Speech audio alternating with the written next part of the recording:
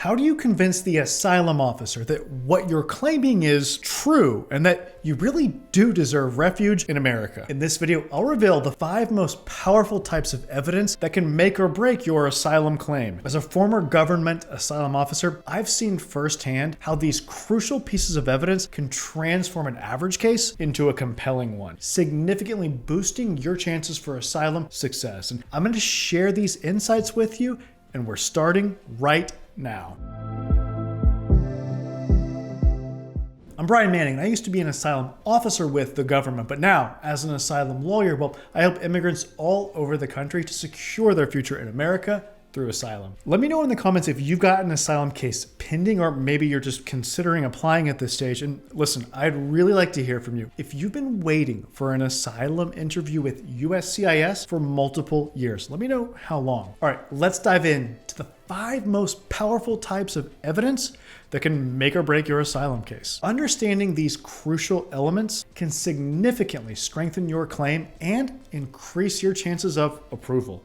Okay. First up are medical records. These documents provide concrete proof of the harm that you've suffered and its lasting effects. If you've been physically attacked, hospitalized, or required any kind of medical attention due to persecution, then obtaining these records is vital. You should include doctor's notes, hospital discharge papers, and any diagnostic test results. If you were ordered to do any kind of medical rehabilitation or to stay on bed rest for a while, then you should try to provide proof of this as well. And don't overlook psychological evaluations. If you're suffering from conditions like PTSD, depression, or anxiety due to your experiences, a mental health professional's assessment can powerfully illustrate the impact of persecution on your well-being. And remember, psychological harm is indeed harm in the persecution analysis. So you want the asylum officer to be aware of how what you've been through in your country has affected you psychologically. And remember, it's not just about proving past harm. Medical records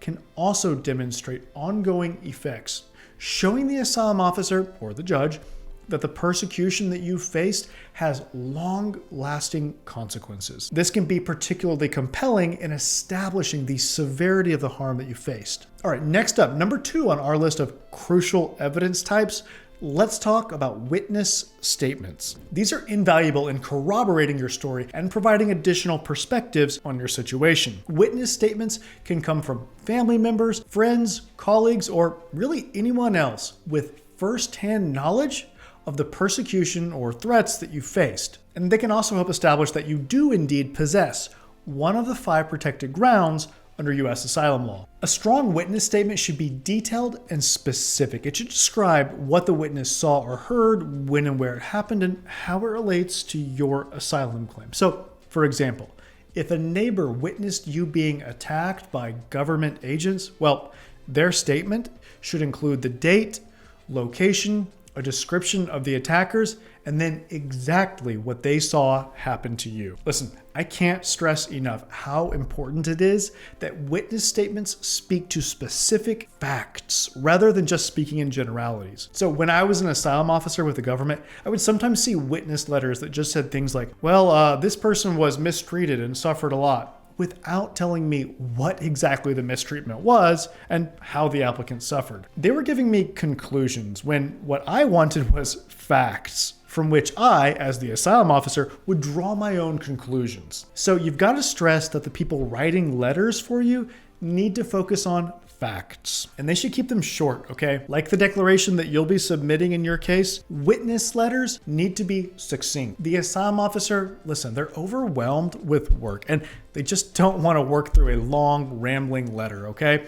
Ask witnesses to keep these to not more than 2 pages, single spaced. And actually, a single page is ideal. By the way, if you want to maximize your chances for asylum success, then be sure to hit the subscribe button and the bell notification so that you don't miss the insights that I share on this channel. All right, next up, for the 3rd crucial type of evidence on our list, let's shift our focus to a form of evidence that's become increasingly important in the digital age. I'm talking about threatening communications. In today's world, persecution often leaves a digital trail. Text messages, emails, social media posts, or even voicemails containing threats can be powerful evidence in your asylum case. If you've received threatening messages, well, it's crucial to preserve them. Take screenshots of text messages or social media posts. Save emails. If possible, get threatening voice messages transcribed. And don't forget to document the context. Who sent the message, when, and why you believe that it's a credible threat. These communications can demonstrate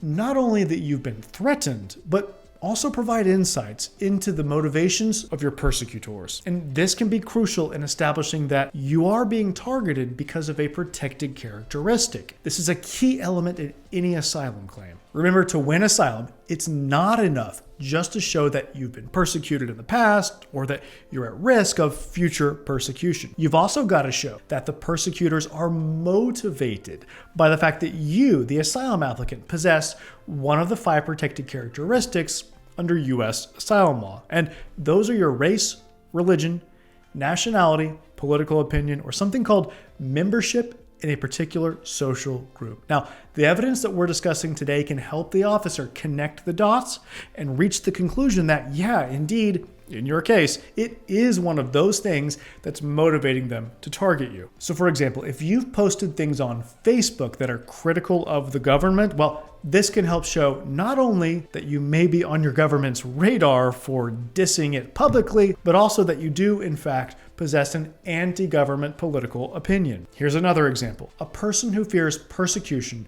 based on their sexual orientation has to convince the asylum officer that they are, in fact, a member of the LGBTQ+ community. Now listen, I know that sounds crazy, and it's unfortunate that this is how it is, but yeah, that's the reality. So text messages or WhatsApp messages that someone has exchanged of a flirtatious nature can help establish their membership in this particular social group, as can proof of engagement on apps like Grindr. Okay, staying on the theme of protected characteristics, number 4 on our list of helpful types of evidence is other documentation that shows that you possess such a characteristic. This type of evidence is crucial in establishing why you're being persecuted and that you genuinely possess the protected ground at issue.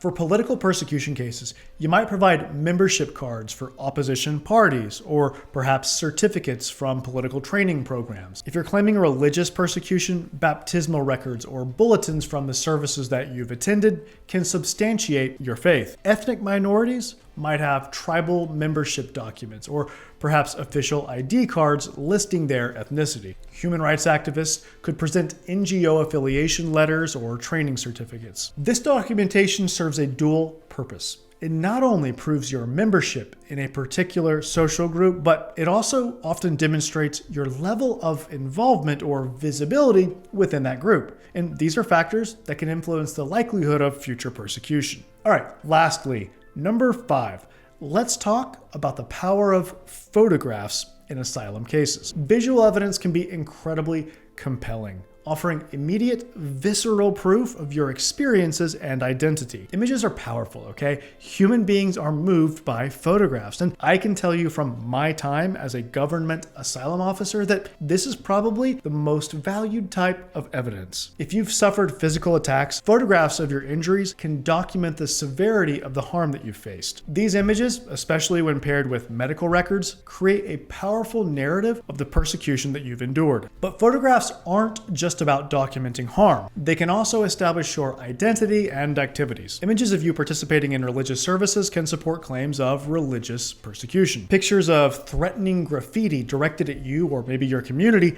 can illustrate the climate of fear that you've experienced. Photographs of you with known dissidents or activists can corroborate claims of association with persecuted groups. If you're claiming persecution based on your ethnicity or social group, then photos of you in traditional dress or participating in cultural events can help establish your membership. When presenting photographic evidence, context is key. Make sure to provide information about when and where each photo was taken, who's in it, and why it's relevant to your case. In fact, you should label each photograph in a way that makes each of these things clear. Listen, by strategically combining these 5 types of evidence: medical records, witness statements, threatening communications, documentation of protected characteristics, and photographs, well, you can build a compelling asylum case. Each piece of evidence works together to create a comprehensive picture of your experiences and the dangers that you face. If you're ready to take the next step and get help with